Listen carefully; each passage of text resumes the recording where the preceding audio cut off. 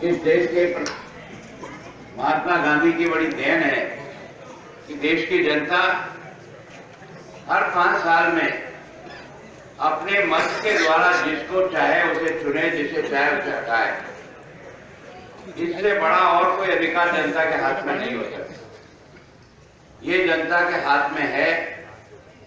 और 7 तारीख के दिन राजस्थान की जनता ये तय करेगी कि जनता किस व्यक्ति को अपना 5 साल का मुनीम बनाना चाहती है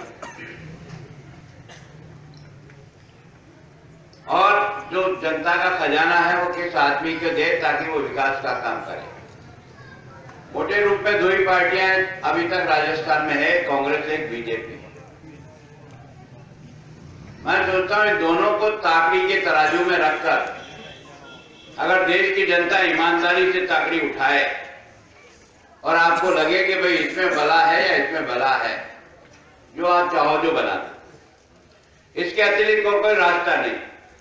कांग्रेस का 55 साल का दिल्ली का राज देखा, 50 साल का राजस्थान का राज देखा। भारतीय जनता पार्टी का 10 साल का दिल्ली का राज देखा, 19 साल का राजस्थान का राज देखा। इन्होंने 55 साल में दिल्ली में जो किया वो चोपड़ा लेकर के सामने आ जाए। 50 साल तक और 40-50 साल तक राजस्थान में किया वो लिया है। हमने 10 साल अटल जी के टाइम पर और अभी 19 साल भैरव सिंह जी और वसुंधरा जी के सामने जो काम किया वो आपके सामने। कांग्रेस की ये जो दुर्गति हुई है उस दुर्गति का कारण भी है उनकी गलत नीतियों के कारण से देश बर्बादी के रास्ते पर पहुंचा है। शायद कभी कांग्रेस ने सोचा भी नहीं होगा कि कांग्रेस जैसी पार्टी जिसका पूरा पश्चिम, उत्तर, दक्षिण हर राज्यों में उसका मुख्यमंत्री होता था, आज वो सिमट करके 1.5 और 2 राज्यों में आ गई। उसमें से भी एक राज्य याद रखने लायक है, वो पंजाब है, बाकी कुछ नहीं। और कौन से राज्य में कांग्रेस की सरकार है कोई बताना, कुछ लोगों के ध्यान में आएगा, बाकी आएगा नहीं। ये दुर्गति क्यों हुई? और उसका एकमात्र कारण है कि देश को बर्बादी के रास्ते पर ले जाने का काम अगर 55 साल में किसी पार्टी ने किया, उसका नाम कांग्रेस है। ये सारा देश भ्रष्टाचार की भट्टी में जल करके हिंदुस्तान का एक तरह से लोकतंत्र खोखला हो गया। जिस पार्टी को जनता ने इतना सर आंखों में उठाया, उस आदमी ने भ्रष्टाचार का जो एक तरह से अंबार लगाया, फिर दिल्ली से लेकर के कानौड़ की गली तक अगर भ्रष्टाचार की बदबू आती है तो उसका जैन अगर कोई है तो कांग्रेस पार्टी है। स्वयं कांग्रेस का नेता राजीव गांधी भाषण देता है, वो ये बात मानता है कि मैं दिल्ली से 100 रुपया भेजता हूं, गांव के आदमी तक पहुंचते पहुंचते ये केवल 15 रुपया रह जाता है। अब ये 15 रुपया का बीच में 85 रुपया का टाका कौन मारता है? ये कांग्रेस के वो सारे बंधु मारते हैं या सरकारी नौकर मारता है।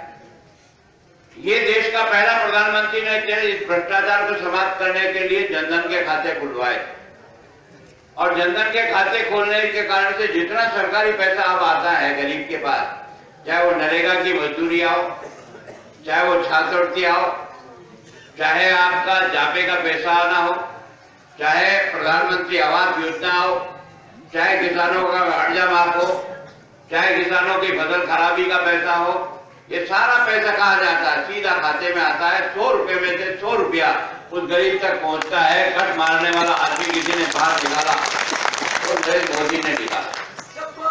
काम करने के तरीके को समझने का प्रयास करो आप, तब आपको आपके मन में सही लगेगा कांग्रेस और बीजेपी में क्या फर्क है। जब तक आपको फर्क समझ में नहीं आएगा तब तक आंख बंद करके ठोकने का काम जो करोगे उसमें किसी का नुकसान नहीं होगा। अपना कर्म अपने भाटे से अपन फोड़ रहे हैं, इसमें किसी का दोष देने का कारण नहीं होगा। कांग्रेस चिल्लाती रहती है बार बार, हमने ये किया, क्या किया आपने देखा होगा। उधर जी मेरे टाइम हो गया, इस कारण से मैं भागते हुए कवर कर रहा हूं। तो हर समय अब आपने कभी सोचा माता बहनें जो है ना शौचालय बनेंगे? अब तक हिंदुस्तान में 38% घरों में शौचालय थे। ये देश का पहला प्रधानमंत्री जिसने कहा नहीं गरीब का बेट और बेटी भी किसी शौचालय में लेटरिन जाएगी तो उसकी इज्जत की सुरक्षा होगी।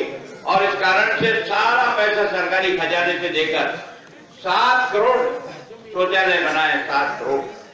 हर व्यक्ति, हर घर, हर परिवार इससे हो। ये काम वो कांग्रेस चिल्लाती क्या है?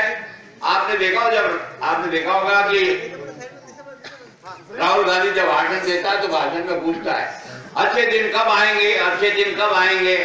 मेरे को अच्छे दिन नहीं लगते। 85 रुपए का कट मारने वाले हत्यारे बाहर निकल गए, अच्छे दिन नहीं हुए। पहले तुम्हारी जेब में पैसा जाता था इसलिए तुमको अच्छे दिन लगते थे, अब तुमको ये बंद हो गया। हमारी माँ बहन की इज्जत की रक्षा की और शौचालय बनाया, ये अच्छे दिन नहीं है। हमारी माँ बहन धुआं में अपनी आंखें फोड़ती थी इतने साल तक, और उसके जगह उसने उज्ज्वला योजना का कनेक्शन देकर के मुफ्त कनेक्शन उपलब्ध कराया, ये तुम्हें अच्छे दिन नहीं लगते। तुम्हें ये भी अच्छे दिन नहीं लगते कि उस गरीब ने कभी सोचा भी नहीं था कि मेरा भी कोई पक्का मकान होगा। देश का प्रधानमंत्री राजस्थान में 12 लाख मकान बना करके आज की तारीख में दे रहा है। कोई पंचायत ऐसी नहीं है, कोई पंचायत ऐसी नहीं जिसमें 200, 250, 300 प्रधानमंत्री आवास योजना नहीं बन रही। पहले बनाते थे तो इंदिरा आवास, वो भी कहाँ जंगल में बनाते थे, वो अकेले रोता रहता था मेरे को यहाँ क्यों बनाया, न पीने का पानी है, न स्कूल है, न यहाँ कुछ है। और फिर बनाने के पहले पेट पूजा नहीं चढ़ा, तब तक तो नाम ही नहीं चढ़ता था। अब तो आपको बिना बात ही लिस्ट देखा और आपका उसमें से सेंक्शन हो गया। ये भी आपको अच्छे दिन नहीं लगते कि हिंदुस्तान का प्रधानमंत्री ये कहता है मैं हर टापरे में बिजली का लट्टू जला के छोड़ूंगा। और आपने देखा कि अभी 19 ये जो आ रहा है 2019, 31 मार्च तक हिंदुस्तान का एक भी टापरा ऐसा नहीं होगा जिसमें बिजली का लट्टू नहीं होगा। जिस गरीब ने कभी सोचा नहीं उसके भाग्य में लट्टू लिखा है, कभी बिजली लिखी है। अरे गांव के गांव खाली थे। 18,000 गांव कांग्रेस ने जब राज छोड़ा तब हिंदुस्तान के 18 आजाद गांव में बिजली का खंबा नहीं पहुंचा था। उस खंबे को भी पहुंचाया, हर घर में लगा दिया। वो तुमको अच्छा नहीं लगता? तुमको ये भी अच्छा नहीं लगता है कि इस आदमी ने 50 करोड़ लोग 10 करोड़ लोगों को आयुष्मान भारत योजना का लाभ दे रहा है। और ये कहा कि अब बुढ़ापे में कोई भी घर में बीमार हो गया, कुछ भी हो गया, कोई भी व्यक्ति बीमार हो गया, उसके इलाज के लिए आप परेशान होने का कारण नहीं है। अब आपको 5 लाख तक का सरकारी खजाने से आपका इलाज होगा, आपके बच्चे का, आपकी पत्नी का, आपकी बहू का। इसको भी आप अच्छा दिन नहीं मानते। हर गांव में हमने 12वीं का स्कूल खोल दिया, तुम इसको भी अच्छा नहीं आते। तुम्हारे राज में पढ़ने का लेना देना कोई है ही नहीं। जब तक अनपढ़ इंसान रहेगा कांग्रेस जिंदाबाद रहेगा। जब तक हिंदुस्तान में गरीब रहेगा तब तक तेरा 500 का नोट वो दारू की बोतल चलेगी। यही है कर रहा है। किसी मतलब प्रधानमंत्री सड़क योजना बनावे तो अटल बिहारी वाजपेयी बनावे। तुम्हें इतने साल तक राज किया, तुम सोच भी नहीं सकते थे कि इतनी चौड़ी सड़कें हो सकती है।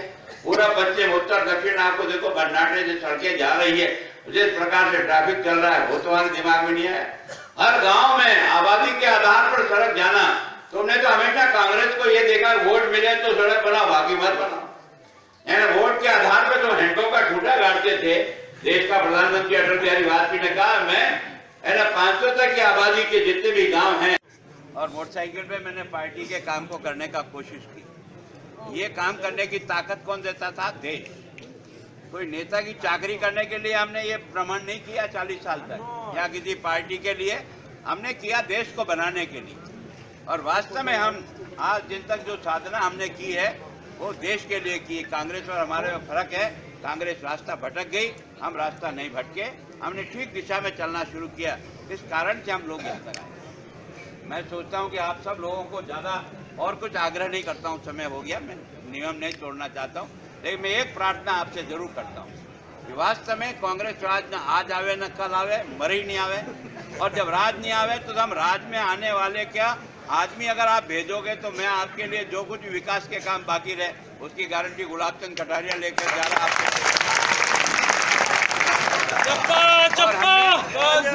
कैंडिडेट भी इतना मजबूत उतारा है एक बार तो गंगे में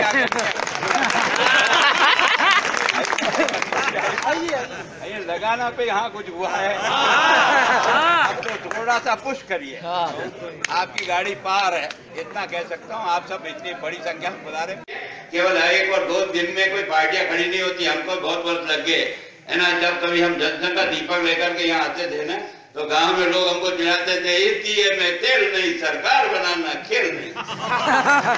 बहुत नाटक। लोगों आज का इतना ही कार्यक्रम। आप सब लोग ईमानदारी से अगर उदयलाल जी की मदद करोगे तो मैं आपको गारंटी दे जा रहा हूँ ये आदमी विधानसभा मेरे साथ होगा। इतना मैं